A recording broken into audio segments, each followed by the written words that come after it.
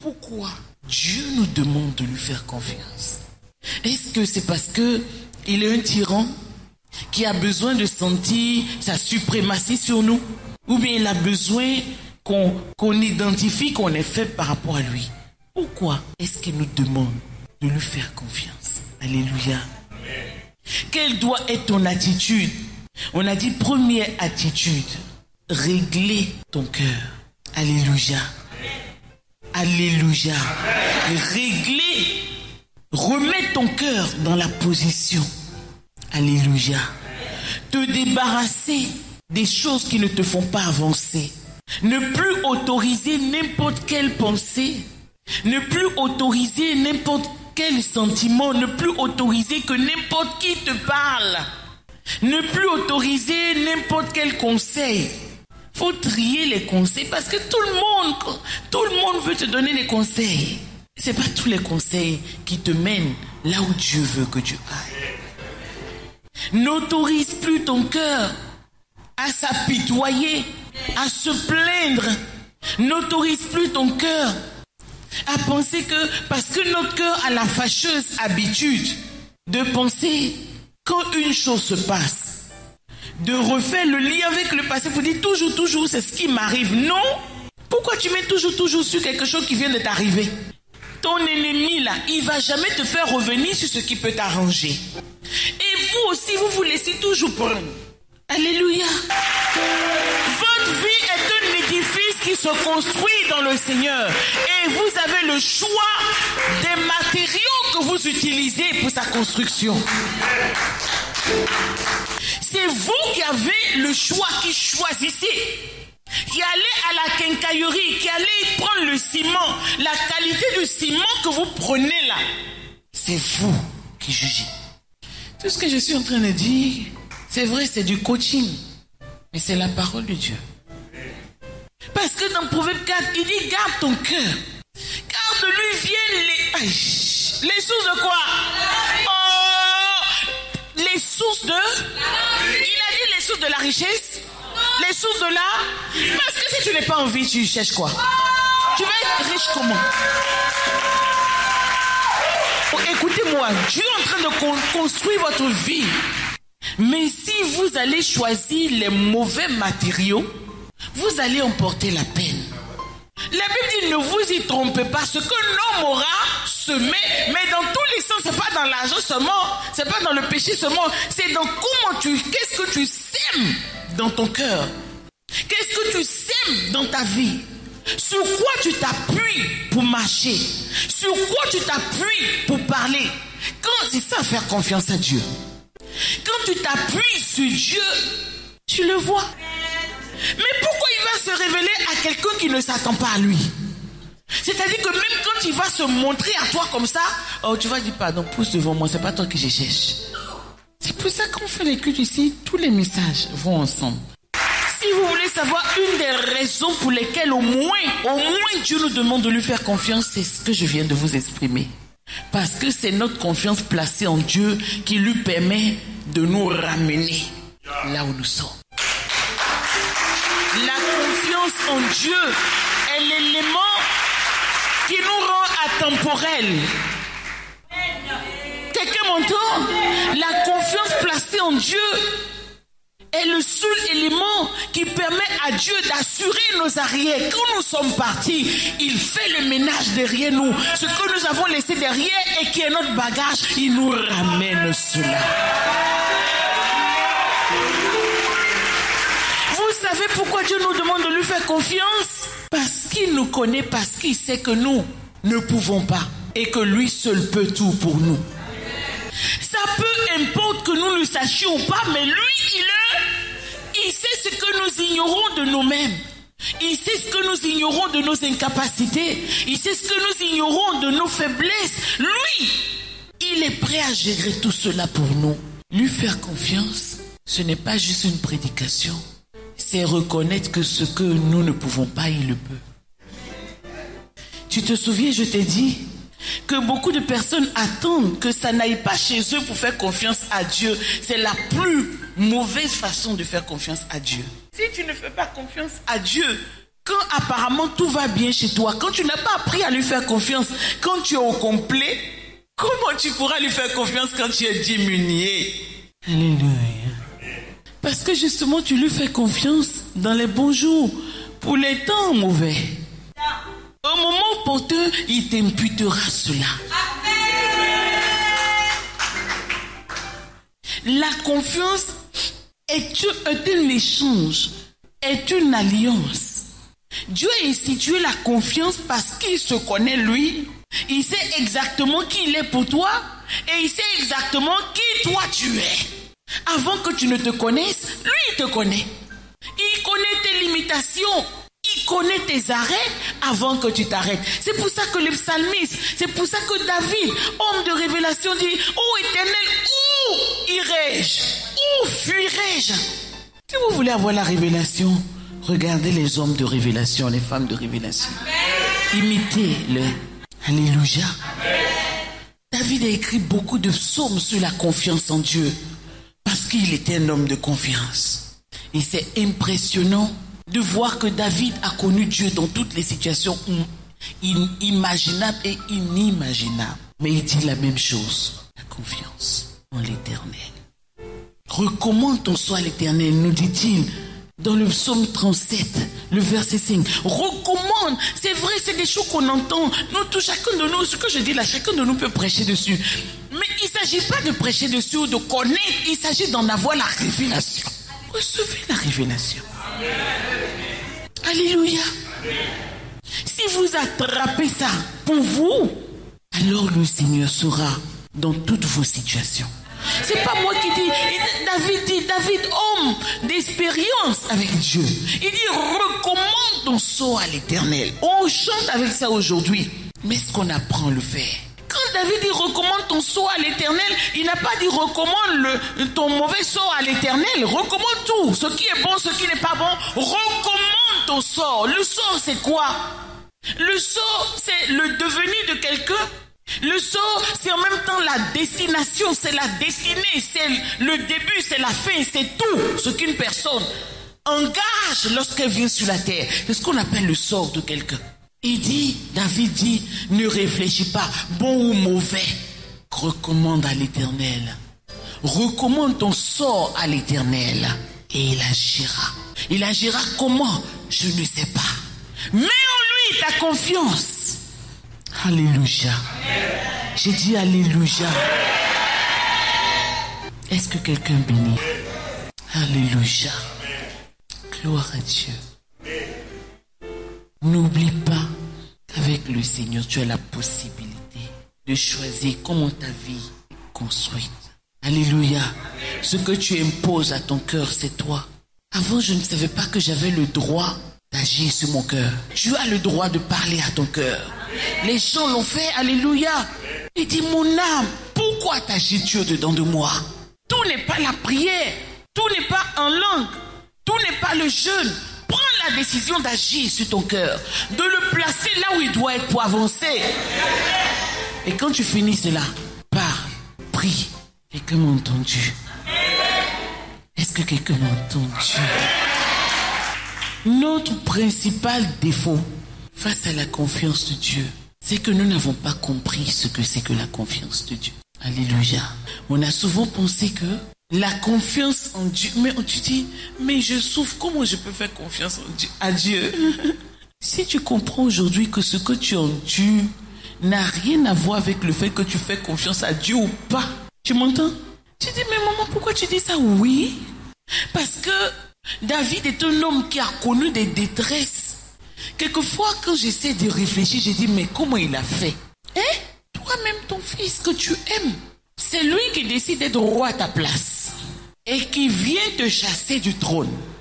Mais Dieu te voit, Dieu te regarde et il a une alliance avec toi et puis Dieu laisse faire. Alléluia. Chassé de son trône. Mais c'est même chassé de son trône que David continue de nous encourager à faire confiance à Dieu. Ce qui nous a tués, c'est qu'on a pensé que la confiance en Dieu dépendait de nos états d'âme. Comment on se sent, comment on ressent, comment c'est dur. C'est pas vrai? Est-ce que c'est pas vrai? Quand Quand Dieu dit à Abraham, je vais te donner une postérité. Vous pensez que Dieu ne voit pas ou bien Dieu ne tient pas compte de ce que Abraham peut vivre ou ne pas vivre? Dieu tient compte de ça. Seulement, ça n'a rien à voir avec lui faire confiance ou pas. Est-ce que quelqu'un entend ce que je dis? Alléluia. Vous savez, c'est des choses qui peuvent paraître claires ou ne pas paraître claires. Mais pour arriver à une certaine position, tu es obligé de comprendre ça. C'est tout. Tu es obligé de comprendre que tu peux te trouver dans des situations où tu as envie de faire attention à ce que tu ressens. Mais ce que tu ressens, tu dois être à mesure de mettre d'un côté ce que tu ressens et d'un autre côté, malgré ce que tu ressens, de faire confiance à Dieu. Alléluia. Mais où nous échouons, c'est que nous mélangeons souvent ce que nous ressentons à la confiance que nous devons avoir en Dieu. C'est comme si avant de faire confiance à Dieu, on doit se sentir soulagé d'abord. Si tu veux attendre d'être soulagé, jamais tu ne feras confiance à Dieu. C'est pour ça que j'aime ce chant qui dit « Notre Dieu règne encore. Jamais son amour ne s'endort. » Écoutez, les choses qui sont en Dieu sont en Dieu. Peu importe comment nous les recevons, peu importe comment nous les ressentons, mais ce qui est en Dieu demeure en Dieu pour toujours. C'est la base de la confiance. Parce que faire confiance, Dieu nous demande de lui faire confiance éternellement, c'est-à-dire que il ne compare pas, non, il est trop mal en point pour me faire confiance, non, là, vraiment, il est trop abattu pour me faire confiance, non, là, c'est trop dur pour lui, il ne peut pas me faire confiance. Non! Soyez à mesure de faire la part des choses. Oui, Seigneur, je souffre. Oui, Seigneur, j'ai mal. Oui, Seigneur, je ne comprends plus rien. Oui, je suis confus. Oui, mais Seigneur, peu importe ce que je ressens, je te fais confiance. C'est pour ça que dans les psaumes, vous voyez, quelquefois, c'est un peu déconcertant parce que tu vois, et en même temps, la voie à suivre, le psalmiste dit, fais ci, fais ci, fais ci, et puis de l'autre côté, tu vois en même temps qu'il s'exprime. Il exprime sa douleur. Mais dans son entendement, c'est clair que sa douleur n'influe pas sur son attitude face à Dieu. Nous, on a longtemps justement mélangé les choses. On a pensé que notre attitude ou ce qu'on ressent doit déterminer notre confiance en Dieu. Mais c'est ça qu'il faut apprendre à ne plus faire. C'est pour ça que Dieu a dit au prophète à Jérémie, si tu apprends, si tu sépares ce qui est précieux de ce qui est vil, je serai avec toi. Apprenez désormais à être responsable de vous-même et à faire la part des choses. Oui, j'ai peur. Il n'y a rien de mal à avouer qu'on a peur. On a peur. Mais ça ne change en rien au fait que, Éternel, ma confiance est placée en toi. Vous avez complètement intérêt à comprendre ça parce que c'est ça qui a fait la différence avec les enfants d'Israël. Ils ont pensé qu'ils devaient regarder leur situation pour ne pas faire confiance à Dieu, mais ils sont tombés parce que Dieu dit, peu importe la situation, Dieu, peu importe que Pharaon est en train de te poursuivre et que la mer rouge est devant, vous pensez que Dieu est fou? Alléluia! Il voit la mer rouge devant toi. Il voit Pharaon qui est en train de te poursuivre, donc tu es pris en deux feux, c'est-à-dire que tu te retournes, Pharaon te tue, si tu vas devant la mer te tue. Choco, il y a deux cas, mais il y a un seul cas. Le psalmiste dit dans Psaume 40, verset 5, il dit « Heureux celui qui place sa confiance en l'Éternel. Celui qui apprend. » Et ce que je suis en train de vous dire ici, c'est un apprentissage. Parce que pendant longtemps, vous avez appris, ou du moins instinctivement, vous avez mélangé la confiance que vous devez placer en Dieu avec vos sentiments, avec vos émotions, avec vos situations. Maintenant, il faut aujourd'hui prendre la décision de mettre ça de côté. Et souvent, on a pensé à tort que faire confiance à Dieu, c'est ne pas avouer ses sentiments. Dieu n'est pas un tyran. Si tu as peur, tu as peur. Alléluia. Alléluia. Tu as peur. Mais peu importe. C'est-à-dire que là où la peur devient dangereuse, c'est quand la peur t'empêche de faire ce qui a lieu de faire normalement. Ce message que je suis en train de te donner, c'est un message de géant. C'est le message qui a changé ma vie. Parce que moi, la particularité, je ne donne pas des messages. J'annonce la révélation qui te conduit directement à la vie, qui te connecte à la vie. Si tu entends, tu entends. Ce qui fait que je ne m'arrête même plus pour dire oui, action. Quand je parle, le Seigneur répond. Les gens malades se lèvent. Et je n'ai même plus le temps de dire oui, toi là. Non. Quand tu marches où je suis en train de te dire là, quand tu fais confiance à Dieu, il commence à te faire confiance automatiquement. Non pas parce qu'il a confiance en ce qui est en toi, mais il a confiance en qui il est en toi. Donc partout où tu vas, Dieu est tranquille. Une seule personne qui entend ce message et qui se lève dans son cœur, c'est une personne qui va bouleverser son entourage. J'ai dit, quand tu commences à faire confiance à Dieu, Dieu envoie des messagers pour t'attendre. Parce que tu deviens dangereux, parce que tu ne te transportes plus toi-même. Dieu est pressé seulement de où il va pouvoir te lancer. Comme il a pris Philippe, il l'a lancé quelque part. Il savait que le salut était arrivé là-bas. La confiance en Dieu, c'est en langage juridique. C'est ça que la Bible dit. Imputation. Imputation, c'est-à-dire que c'est pas toi-même qui fais l'action directement.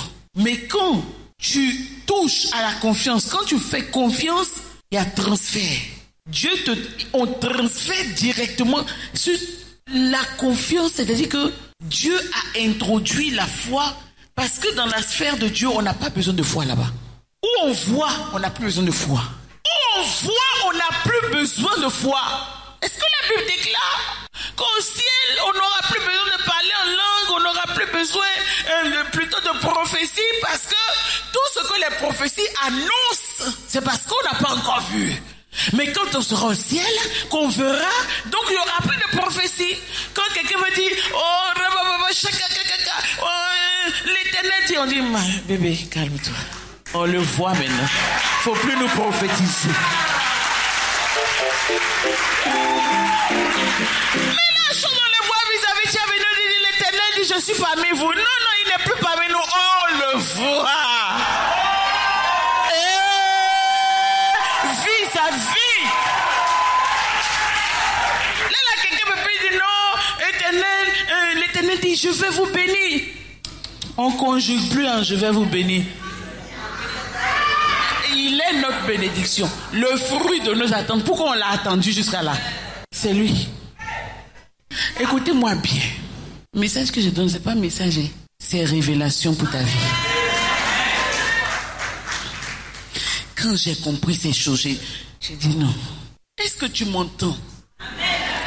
La foi dans la Bible, c'est vrai aujourd'hui, vraiment, à force d'avoir prêché dans les églises, j'ai dit, les plus incrédules aujourd'hui, c'est les chrétiens.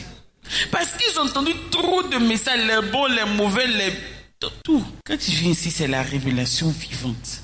Quand tu finis d'écouter ce message, tu vas chez toi. Tu dois être révolté.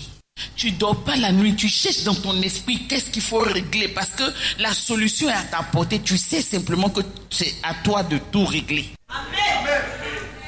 Tu règles. Non, ma pensée n'est pas correcte là, je corrige. Non, ça ne va pas dans ma vie, je corrige. Tu commences à faire le ménage chez toi. Mais ça là, j'ai dit, les messages que je t'annonce ici, c'est la vie. Amen. Quand tu rentres chez toi, ces messages-là doivent t'éclairer. Tous les messages se corrompent parce que le bon message que je suis en train de donner là, toi tu es en train de voir comment oui, ça va mettre le feu aux sorciers. Moi, mon grand message là, tu ne peux pas associer ça à un sorcier. Les sorciers, c'est un petit problème. Dit l'Éternel est ma lumière et mon salut. De qui aurais-je? C'est puissant. Tu marches, tu les remets dans ton esprit. Si une armée se campait contre moi, David est un homme de guerre, mais il dit, il connaît la guerre. Ça ne lui fait pas peur. Mais en même temps que nous, on est en train de le voir combattre comme ça là. Lui, il nous révèle que vous me voyez combattre, mais en réalité, c'est pas mon combat. Mais c'est pour ça que j'ai la victoire toujours. Il y a des choses inutiles. Il y a le petit message, il y a le message moyen, il y a moyen, mais il y a le message. N'encombrez plus votre esprit avec des visions, des révélations inutiles. Toujours vous voyez la personne qui veut vous tuer. Remplacez-le par la pensée de la vie. Remplacez-le par la révélation. La peur que tu as de celui qui veut te tuer là, remplace ça par l'assurance que quelqu'un est derrière toi. Vous avez le droit de renverser les choses. Quand vous vous réveillez le matin, oui, j'ai vu, le Seigneur m'a montré un songe aujourd'hui. Vraiment, ce que j'ai vu là, c'est pas bon. Il y a des songes même là, c'est-à-dire que quand tu te réveilles toi-même, les songes même n'ont qu'à commencer à voir que ils sont même pas dits même que tu prononces ça avec ta bouche. Quand tu te lèves comme ça, il faut être en train de donner gloire à Dieu. En train de libérer seulement la grâce où tu vois pas. En train de libérer la puissance seulement. Hé Satan, j'aime ma vie, j'aime les difficultés que j'ai parce qu'il m'aide à m'améliorer. J'aime.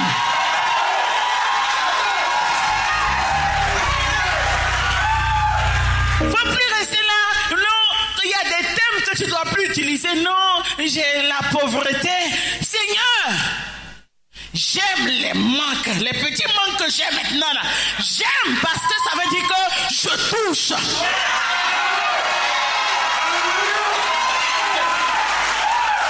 J'ai là, non, oui, ça va pas chez moi. Vraiment, je comprends pas quand cette maladie là revient. Seigneur, je te loue. Parce que j'aime ma vie. J'aime mon corps. Arrête d'être là, oui. Les gens disent que je suis grosse. Les gens disent que je suis mince. Les gens disent que non, j'ai pas de lolo. Tu as fait quoi, lolo? Ton sang lolo là. Il y a quelqu'un qui aime.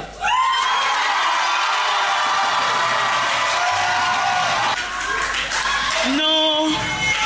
Un secret, ne dites pas les choses avant de les croire vous-même. Avant que vous fassiez sortir des paroles pour que d'autres oreilles entendent. Permettez à vos oreilles de les entendre d'abord. Parlez à vos oreilles. C'est quoi? On a tout. On a le véritable. La création, c'est comme un multimilliardaire. Imaginez, si vous voulez bien comprendre, c'est pas que Dieu n'aime pas la création ou ce qu'il a fait ne lui dit rien, mais imaginez un multimilliardaire à qui vous présentez un billet de 10 000 francs. C'est rien. La création, dans ce que Dieu est, c'est rien. C'est absolument rien. Et la Bible, les poètes ont trouvé des moyens pour nous faire entrevoir un petit, la révélation. Il dit, les cieux, c'est-à-dire que peuvent s'user comme un vêtement. Tu les plies et tu les jettes. Mais toi, Éternel, tu demeures. Et je vous ai dit que ce qu'une personne a dépend de qui elle est. C'est pour ça que Dieu n'a pas peur. C'est-à-dire que ce monde-là, il dit que ça va être détruit. S'il tenait tellement au monde que ce monde-là était tout ce qu'il avait, il n'allait pas parler de sa destruction. C'est rien. Ce monde a existé seulement à cause de la vie que Dieu voulait faire venir. Le plus gros mystère qui touche Dieu, c'est la vie. Il dit, mais moi seul, je suis vivant éternellement. Et je peux avoir des fils. Je peux avoir des personnes avec qui je partage cette vie. C'est pour ça qu'il ne fait pas d'effort pour rattraper la création qui est en train de connaître le déclin. Parce qu'il sait que ça là, c'est rien. À la place, il peut faire encore. C'est toi qui as de l'importance pour Dieu. C'est parce que tu as de l'importance pour lui qu'il fait des choses pour toi. Mais le tort que nous, on a, c'est que les choses que Dieu fait pour nous ont plus d'importance. En fait, on ne comprend. Dieu et nous, notre entendement se dépasse. C'est pour ça qu'il dit dans Isaïe, vos pensées. Moi, je pense à la vie vous pensez à ce que la vie vous donne. Moi, je cherche à protéger votre vie. Vous cherchez à protéger ce que vous avez. Ce n'est pas pareil. Mais bénis sommes-nous d'avoir le Dieu de la vie avec nous. C'est pour cela que je te disais que ce que tu vois, tu n'as plus besoin de foi pour ça. Mais pourquoi tu as besoin de croire? Je t'ai expliqué ça un peu. Juridiquement, on appelle ça l'imputation. L'imputation, c'est quoi? C'est deux personnes en présence. Alléluia. Ou du moins, une personne d'abord qui a tout. Et l'autre personne qui n'a rien. Par le moyen de l'imputation, l'imputation donne droit à la personne qui a tout de transférer tout ce qu'il a à la personne qui n'a rien. C'est le moyen juridique infaillible. Au départ, on n'avait pas besoin de foi. On avait besoin de foi juste pour s'appuyer sur ce que Dieu a dit. Ça manger, ça ne mangez pas. Et après, on n'aurait plus besoin. Parce que manger ce que Dieu dit, ça manger, nous donnerait le droit de voir pleinement. Alléluia. Mais c'est ne pas avoir mangé ce qu'on devait manger et avoir mangé ce qu'on ne devait pas manger qui nous a mis en danger. Et le danger dans lequel ça nous a mis à obliger Dieu dans son amour, à avoir recours, ou du moins à introduire dans nos relations ce qu'on appelle la confiance. La confiance est le mystère, la grâce que Dieu nous a fait encore de le voir rattraper nos vies. Quelqu'un bénit? Est-ce que quelqu'un bénit? Alléluia. C'est pour ça que quand nous croyons, en réalité, nous ne faisons pas de faveur à Dieu. S'il y a une personne à qui nous faisons la faveur en croyant, c'est à nous-mêmes. Il ne faut plus jamais interpréter la foi comme une chose qui manque à Dieu que nous avons. La foi est plutôt une chose qui manque à nous, que Dieu nous donne. La foi est le pont. La confiance à Dieu est le pont que Dieu établit avec notre vie, le contact qui reprend avec notre vie pour continuer d'exercer son ministère dans notre vie. Alléluia. Dis à quelqu'un à côté de toi, faisons confiance à Dieu. Dis à quelqu'un, si tu fais confiance à Dieu, c'est ta propre vie que tu défends. Tu permets à Dieu d'entrer dans ta vie. Mais si tu ne fais pas confiance à Dieu, Dieu fera des choses dans ta vie qui resteront à la porte de ton cœur. C'est pour ça que la Bible dit c'est par la foi qu'on voit. La foi nous donne la faculté de la révélation.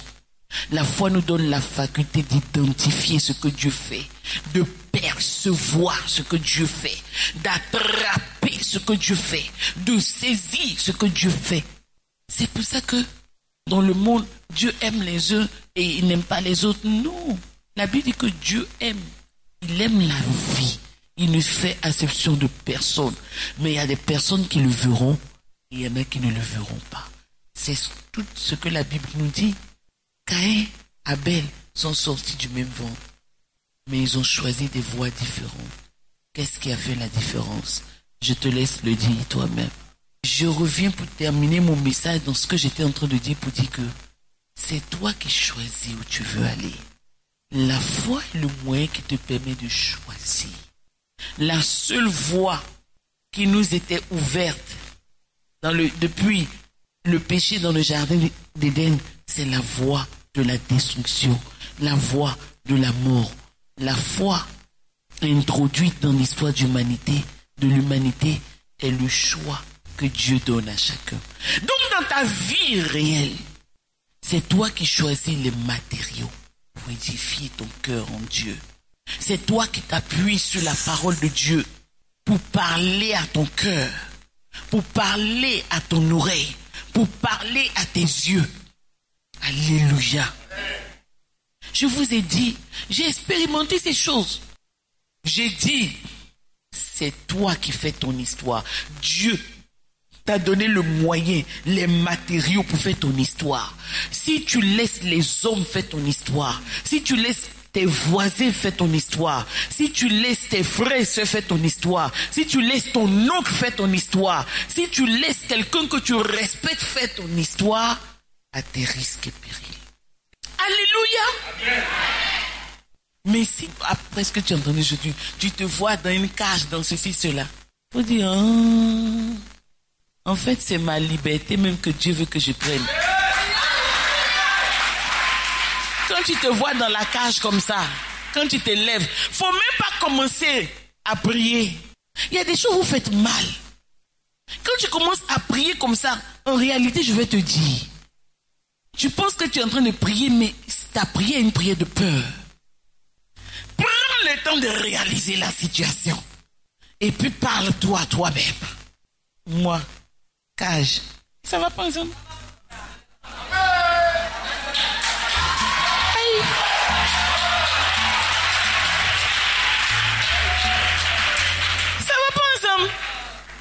Ou bien tu rêves, tu te vois toujours dans le même... Tu as quitté quelque part depuis des années, mais tu te revois toujours là-bas. Ou bien tu es en train d'aller à l'école. Tu n'es plus à l'école. Il faut te parler. Quand ton esprit est... Quand toi et puis ton esprit, ta raison et ton esprit se sont accordés, là maintenant tu parles. Quand tu vas aujourd'hui là, tu règles tout. Il y a des gens qui parlent des situations qui leur sont arrivées, la tristesse, la même est encore là. C'est-à-dire qu'ils ont quitté la situation, mais la situation les suit. Pourquoi? Ce que vous ne savez pas, c'est que Dieu ne vous a pas donné la faculté de souvenir pour que vous trimballez toutes les choses inutiles. Respectez vos facultés. Le souvenir, c'est que tu choisisses de quoi tu veux te souvenir.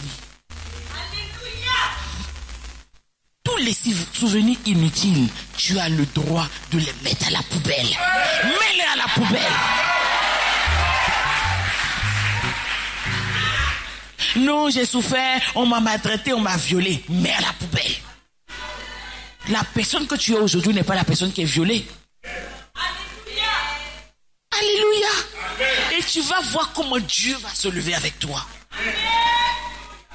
Je t'ai tout dit aujourd'hui. Dans Genèse 15, Dieu dit à Abraham, quand Abraham, Dieu dit, je vais te bénir, Abraham dit, oui, mais qu'est-ce que tu vas faire? Je m'en vais et je n'ai pas d'héritier. Le seul héritier de ma maison, c'est Eliezer. J'ai fait comment? Dieu dit, moi, je vais te donner une postérité. Abraham lui demande, comment tu vas faire? Alléluia. Alléluia. Dieu lui dit, comment je vais faire? Tu es prêt à savoir comment je vais faire? Donc regarde le ciel. Vous savez pourquoi? Parce que Dieu sait que même s'il se met dans le langage le plus clair à expliquer à Abraham, il ne va pas comprendre. Donc Dieu lui dit, mais Dieu sait que si Abraham, il explique à Abraham ne va pas comprendre. Mais si Abraham scrute le ciel et que ses yeux se détournent de lui-même Abraham, pour se fixer sur lui Dieu, alors Abraham verra ce qu'il veut lui dire. Parole d'autorité.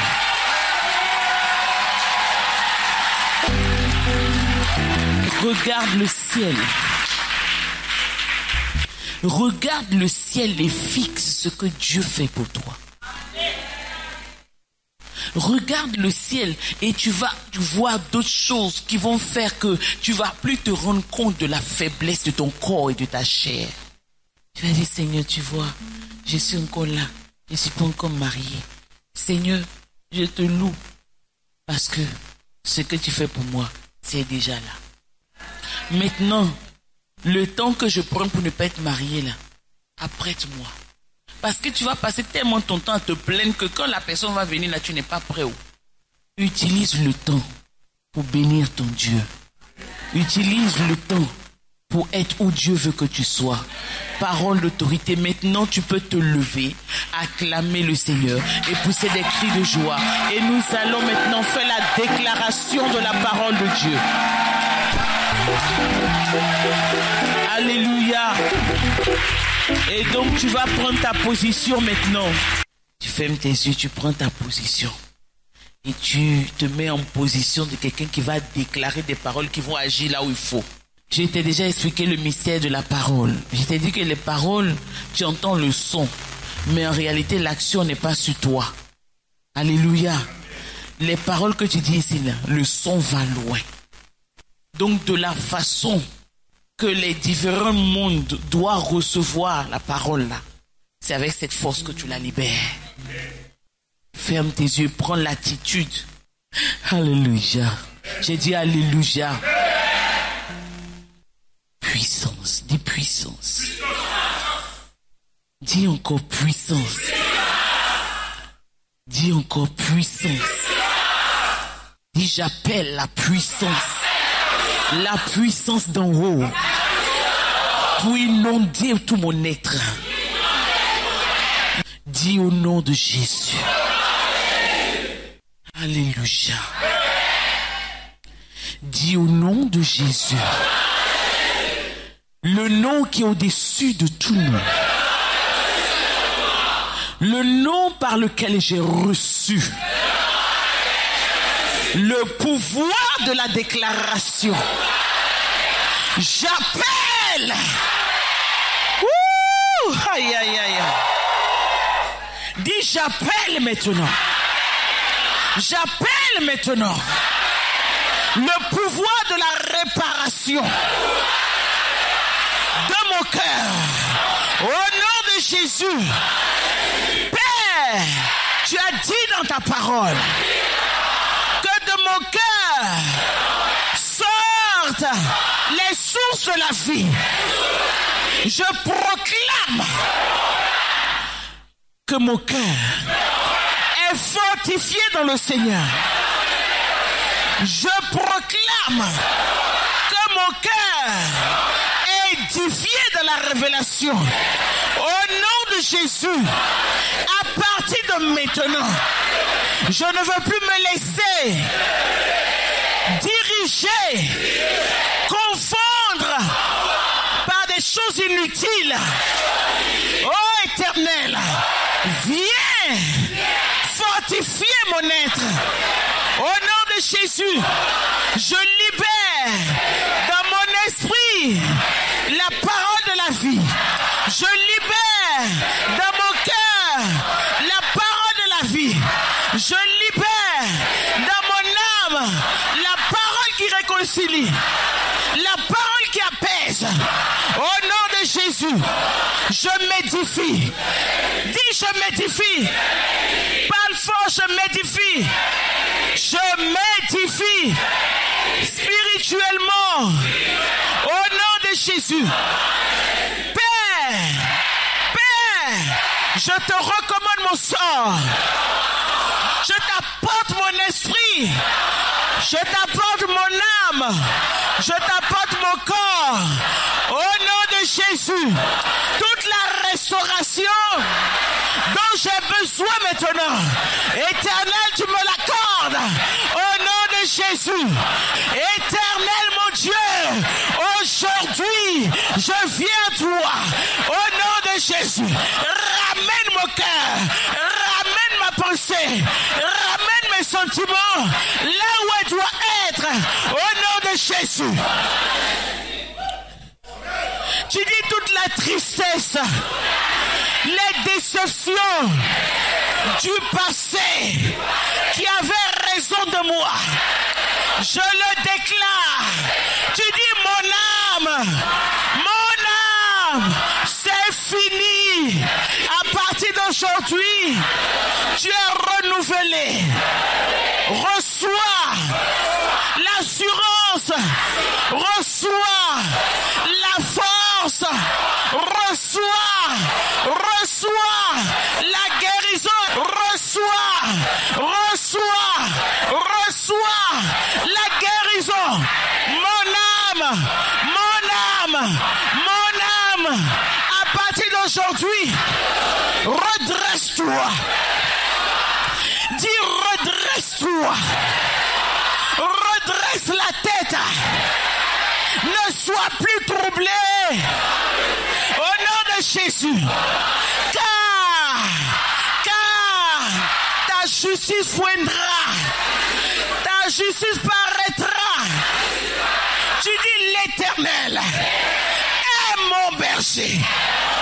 Je ne manquerai de rien. Il me fait reposer dans de verts pâturages. Hey! Dis hey! Hey! Éternel, mon âme te loue. Alléluia. S'il y a des choses qui étaient cachées, des choses inutiles qui étaient cachées dans ta vie, reçois le secours du Seigneur. Au nom de Jésus. C'est en lui que toutes les promesses sont oui. Amen. Amen. Acclame le Seigneur très fort. J'ai dit acclame.